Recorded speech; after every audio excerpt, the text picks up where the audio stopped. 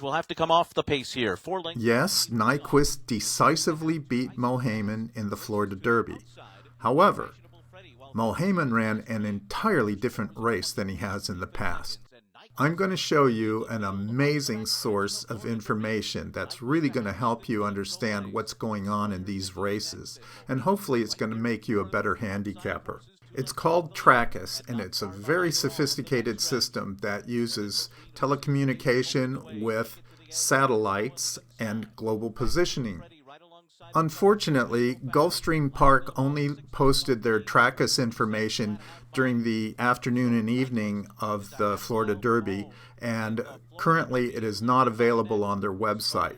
But I can tell you a key piece of information that was available from Trakus, and that is peak speed for Mohaymen in the Florida Derby was 42.0 miles per hour.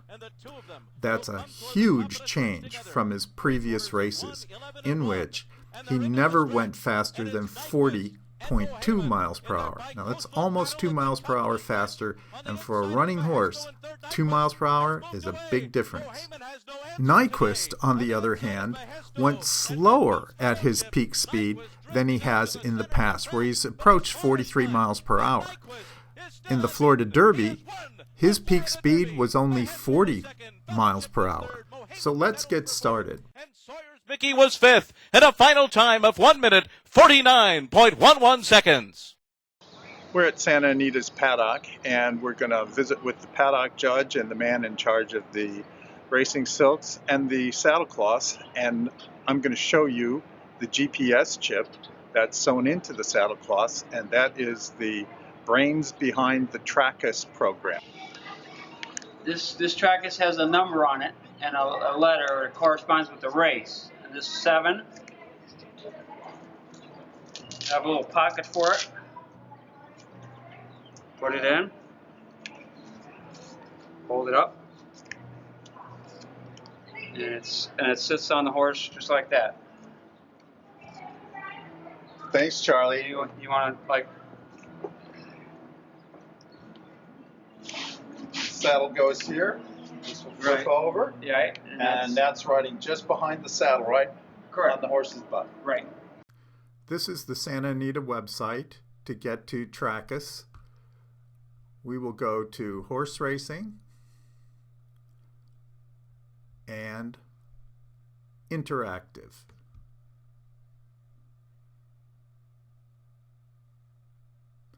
And we'll scroll down to view Trakus.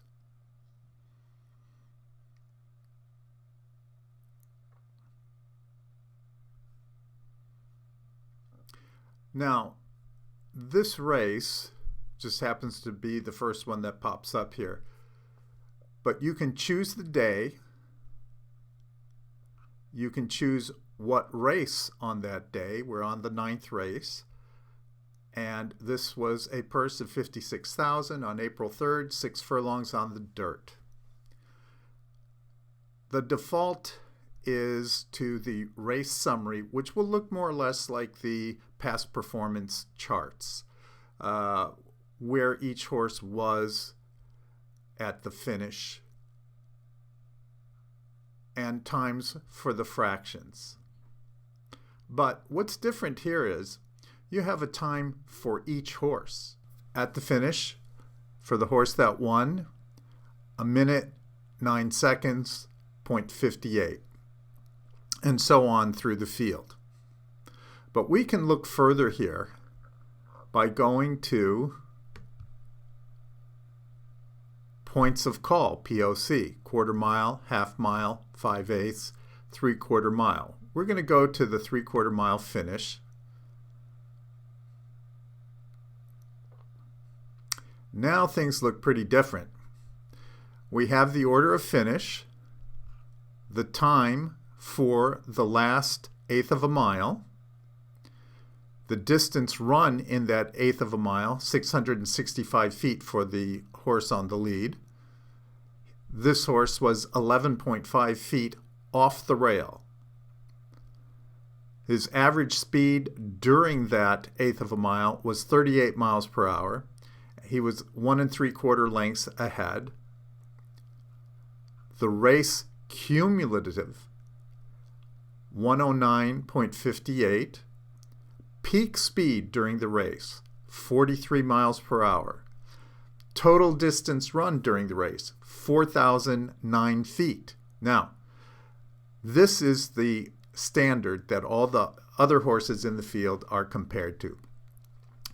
The second place horse, Tengus Ransom, ran 3,992 feet, 17 feet less than the winner.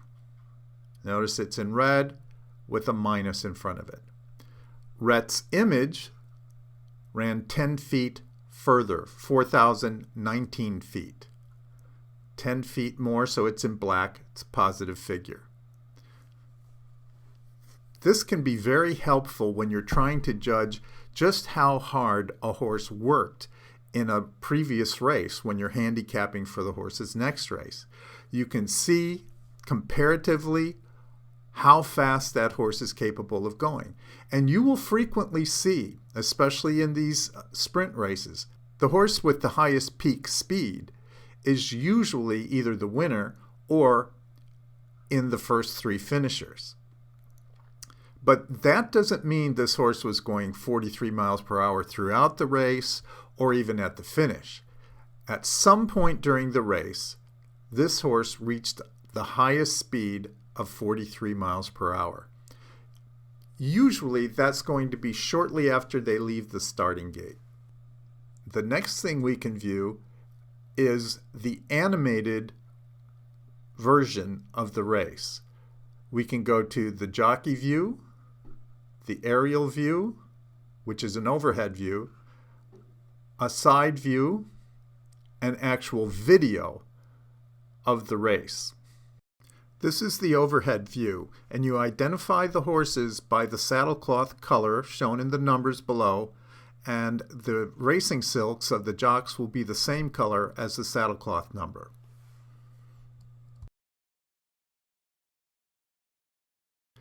This is the jockey view, and you really get a sense of how the horses are moving into position, moving away from the rail, in between horses, and so on. Remember that the Trakus device represents a single point on the horse, not the whole horse. So sometimes they'll be a little bit superimposed on each other just to account for the discrepancies in the Trakus system. And here's the side view, and it really gives you a good look at the horses on the back stretch and up in the top of the turn where you can't really see them all that well, and you get to see them from the opposite side of what the camera would be showing you on the big screen in the infield.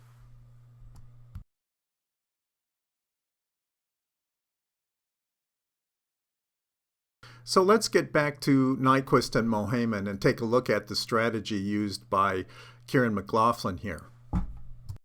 Compared to his earlier races, Mohaymen is much closer to the pace set by Nyquist than he normally is. Usually he's way at the back of the pack, sometimes even last early in the race. But this time he's just a few lengths behind Nyquist on the lead. Mohaymen is also significantly further off the rails than Nyquist is, and that means he's going to travel quite a bit further in the overall course of the race than Nyquist does. This is what it looks like with Trakus. There's a big difference between Nyquist in the yellow silks on the lead and Mohaymen in the blue silks far to the outside.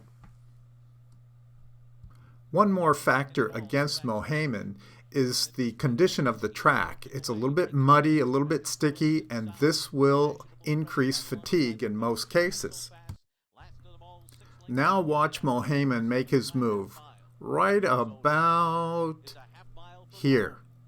He really takes off here, starts passing horses like they're tied to the rail. This is a strong move. So you gotta wonder, did they use him a little too hard and a little too soon? The bottom line is they changed their strategy. They went from far back in the pack with one late run to staying up closer to the pace and making a move a little sooner. And it didn't work, and they got beat. But that doesn't mean they can't come back, regroup, use a little different strategy in a little different race, and still be competitive here. Nyquist drifting out to the center of the track, but he's far in front, and Nyquist is still unbeaten. He has won the Florida Derby. Mahesto was second, Fellowship was third, Mohaymen settles for fourth, and Sawyer's Mickey was fifth. Now that you've seen our video, go ahead and make a suggestion or comment below, and don't forget to subscribe to our channel. Just click the red button below. We've got dozens of videos about racing.